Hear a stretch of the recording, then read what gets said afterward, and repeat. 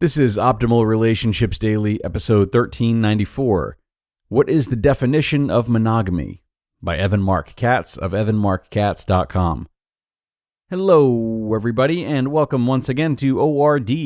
I'm Greg Audino, your host and narrator, wishing you a happy 4th of July if you are celebrating. Definitely an eventful day here in the U.S., so if you're listening from here, I really appreciate you taking time away from all the festivities. Now, I've got a post for you today from Evan Marc Katz. It's one that I'm excited to share from the advice column section of his website. So what I'll do is read the reader's question aloud first, and then his answer. Now, let's hop right into it and optimize your life.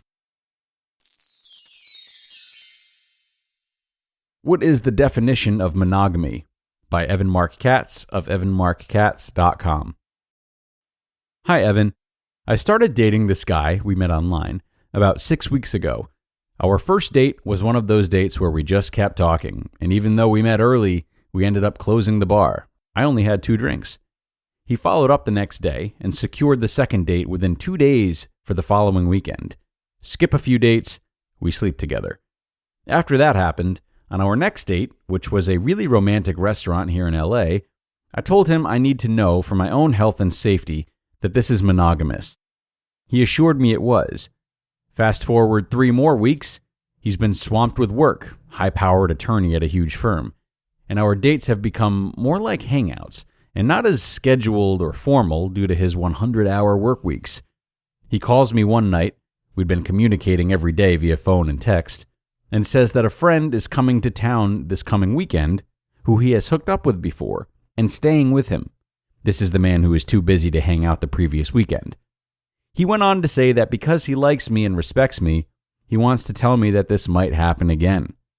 I brought up the monogamous conversation, and he said, I said it was monogamous unless I was going to sleep with someone else. For one, bull, I would have never continued that dinner if he had said that. However, am I in the wrong for telling him to lose my number and have a nice life? I'm of the mind frame that if a guy likes you, he only sleeps with you. Apparently, this girl's trip was planned prior to our meeting. However, since we aren't officially boyfriend-girlfriend, did I overreact? Should I respect that he told me beforehand? If she was planning on coming this whole time, why did he take me on such nice dates, meet my friends, and invite me to a wedding in 2 months? Thanks in advance. Jen. Leave it to a lawyer to parse the definition of monogamy. Your question is particularly interesting for 2 reasons. 1, you did the right thing by kicking him to the curb. 2, he isn't as entirely wrong as you think he is. To explain how I arrive at this conclusion, let me start with a story, one that I'm not sure I've told publicly before. I met my wife at a party in January 2007. We hooked up a few times before I was scheduled to take a short trip to San Francisco. I told her the main reason that I was going was to visit Steve, one of my closest friends from college. This was true. Sort of. I was going to stay with Steve, but I was also going to go on a long-awaited first date with Jill. Jill was, and is, a super cool chick with whom I'd been flirting for a few months. We bantered by email, chatted on the phone for hours, and talked about the excitement of meeting each other, as well as the possibility of a dreaded long-distance relationship. But that was just putting the cart before the horse. We hadn't even met yet. We put a date on the calendar. And before that date, I picked up my future wife at a party. You with me so far? Good. So, let's recap. Did I lie to the woman I was seeing to obscure the fact that I was going on a date in San Francisco? Absolutely. And it was perfectly defensible. The woman in LA was not my wife yet. She wasn't even my girlfriend yet. She was a woman I had met twice. As such, she didn't have any claims of exclusivity, and for that matter, I didn't have any right to expect her not to see any other men at that point. I went to San Francisco, had a great time, spent the night with Jill, and returned to LA. And while I definitely enjoyed my date, it wasn't so transcendent that I wanted to uproot my life to make things work. If I already lived in SF, I might have given it a shot. But driving 6 hours every other weekend, I just wasn't up for it. Instead, I continued to date the first woman in LA. I had absolutely no idea that she would become my girlfriend, much less my wife. End of story. Mostly. As it turns out, my wife was still dating on Match.com until we became exclusive, as she should have been. That's what you do until you are truly monogamous. Once you're monogamous, you stop seeing other people. That's where your guy messed up, Jen. That's why you were right to kick him to the curb. He said you were monogamous and then changed his mind. That's unacceptable, no matter how you slice it. So good riddance to him. However, don't get too high and mighty on him, because if he didn't say that you were monogamous, he wouldn't have done a single thing wrong. He would have been just like me in the story that I just told. He had a previous fling and plans on the books. He met and hooked up with another girl, which complicates things. He didn't want to cancel his plans with number one until he was sure about his feelings for you. All perfectly acceptable. If you're not exclusive, he has the right to do whatever he wants, as do you. Where you really lose me is in your final paragraph.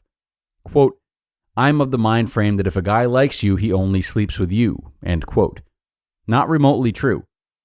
Quote, apparently this girl's trip was planned prior to our meeting. However, since we aren't officially boyfriend and girlfriend, did I overreact? End quote. You overreacted if you were just seeing him. You didn't overreact if you were monogamous. You somehow found space between monogamy and boyfriend-girlfriend. In my book, there is none. Moral of the story, if you claim to be monogamous, you should be in a secure relationship. And if you're not in a secure relationship, then don't go to bed. Problem solved. Quote, should I respect that he told me beforehand? If she was planning on coming this whole time, why did he take me on such nice dates, meet my friends, and invite me to a wedding in 2 months? End quote. Because he wanted to. There's no reason the guy can't like or be attracted to or sleep with 2 women simultaneously. It's up to you whether that's okay with you or not.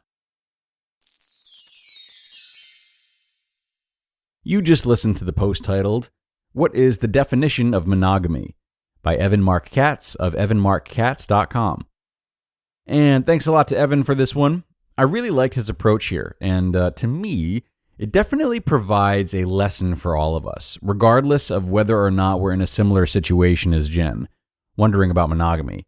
And that lesson is that none of our expectations or beliefs in relationships are of any true value until they're discussed.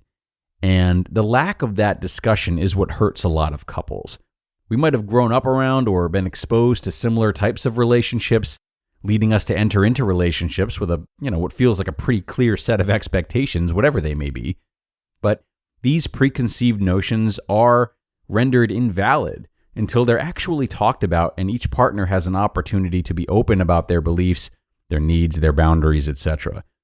So even if you come from a more conservative background in terms of relationships, there is no one set of rules that should be expected to be followed.